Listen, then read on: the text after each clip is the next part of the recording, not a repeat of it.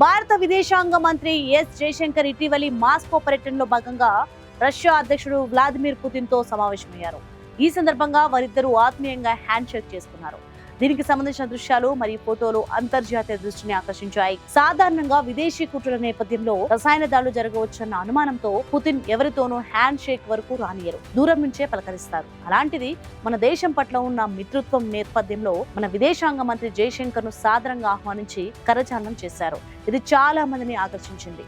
మాస్కోలోని క్రెమిన్ లో షాంఘై సహకార సంస్థ ప్రతినిధి బృందాల అధిపతుల సమావేశం సందర్భంగా నవంబర్ 18, 2025న పుతిన్ జయశంకర్ ను కలిశారు. ఈ సందర్భంగా పుతిన్ కు ప్రధానమంత్రి నరేంద్ర మోదీ శుభాకాంక్షలు అందించినట్లు జయశంకర్ తెలిపారు. రాబోయే వార్షిక భారత్ రష్యా శిఖరాగ్ర సమావేశం సన్నాహాల గురించి పుతిన్ కు వివరించారు. ప్రాంతీయ అంతర్జాతీయ పరిణామాలపై చర్చించారు. ద్వైపాక్షిక సంబంధాలను మరింత బలోపేతం చేయడంపై దృష్టి సారించారు.